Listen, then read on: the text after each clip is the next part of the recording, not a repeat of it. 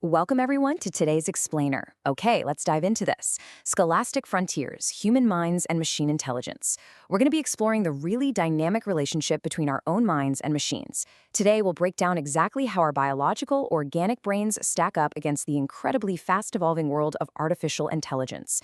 And we're going to look at this specifically through the lens of learning. We want to uncover how we learn, how we adapt, and how we grow in highly intellectual settings. And really, how these two totally different types of intelligence operate side by side. But before we get into all the heavy technology and algorithms, I want you to just take a second and reflect on this really fundamental question. How exactly do you learn? Think about it. When you're sitting in a classroom synthesizing a complex piece of research or maybe trying to solve a totally novel problem, what's actually happening inside your head? You're not just downloading a digital file, right? Or passively receiving lines of code. No, you're experiencing a highly complex, deeply personal, and super active biological process. Getting a firm grip on your own cognitive learning process is absolutely the essential first step before we can even begin to understand the machines. Section 1. Meet your human mind. Unlocking your brain's unique powers. Now, what's really interesting about these specific traits is how they function together in our everyday lives: creativity, emotion, and adaptable problem solving. These aren't just abstract concepts floating around. They're the very real, super powerful tools you use to navigate complex, totally unpredictable challenges. Just think about it. When an unexpected obstacle pops up out of nowhere, your creativity allows you to imagine a solution that has literally never existed before. Your emotions, they give you the drive, the empathy, and the context to actually care about the outcome. And your adaptable problem-solving means that if Plan A completely fails, you can seamlessly pivot to Plan B without missing a beat. So, this organic human learning process generally flows in 3 distinct stages. Step 1. You experience the world. You interact with some new data, or maybe you test out a complex hypothesis. Step 2. You reflect on your feelings and the context. You're processing the emotional weight and contextual significance of that experience, and you're connecting it to a huge web of things you already know.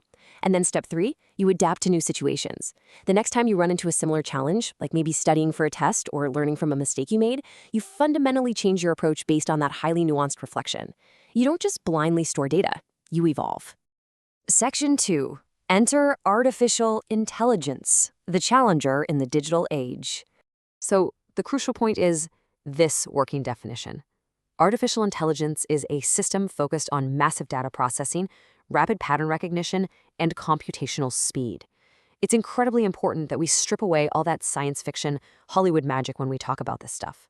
Artificial intelligence isn't a conscious, feeling being sitting inside a metal box. Not at all. It's a highly advanced, mathematically driven tool. It's literally designed to look at staggering amounts of information and recognize statistical patterns within that information way, way faster than any biological entity ever could. Let's contrast those human learning steps we just talked about with the machine process. Step 1. Ingest massive amounts of data. Step 2. Recognize statistical patterns. And Step 3. Output a calculated result. To put this into perspective, it's kind of like trying to learn a foreign language by just flipping through millions of flashcards without actually understanding what the words mean or anything about the culture behind them. The system just recognizes which words usually appear next to each other, based entirely on statistical probability.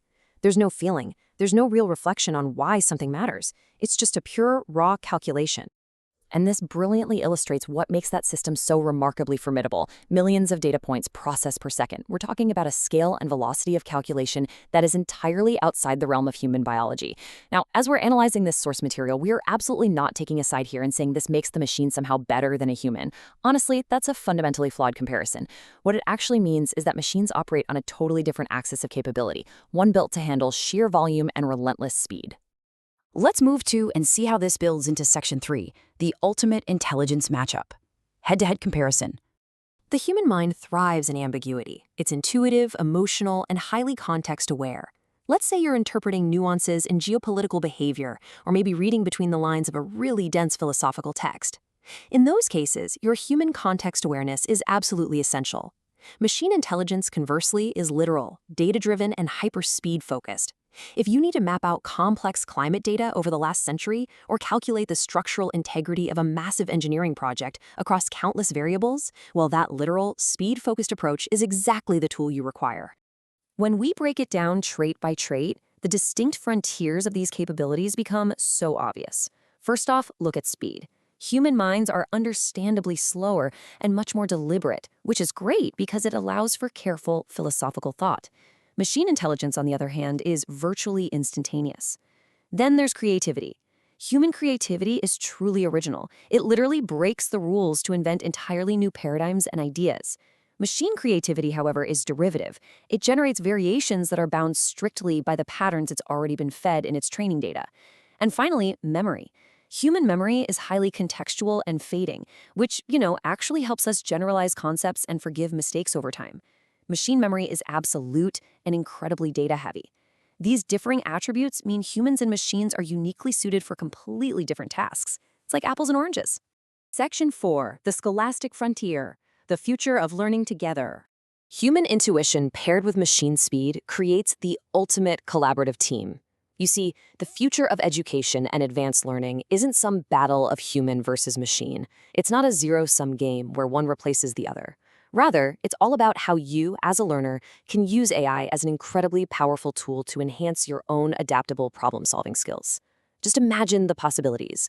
Imagine leveraging machine intelligence to instantly process vast, overwhelming amounts of historical research data, and then actively applying your unique human intuition, your creativity, and your emotional intelligence to figure out what that data actually means for society. That synergy? That is the true ultimate collaboration. I want to leave you with this one question to ponder. How will you use both your mind and machine intelligence in your future? You inherently possess an organic creativity and an emotional depth that absolutely no algorithm on Earth can replicate. And now, you also have access to digital tools that can process information at speeds we previously thought were impossible. The scholastic frontier is wide open, and it is entirely yours to explore. So how are you going to combine these incredible forces to shape your own learning journey? Think on that for a bit. Thank you so much for joining me on this explainer today, and as always, keep asking those big questions.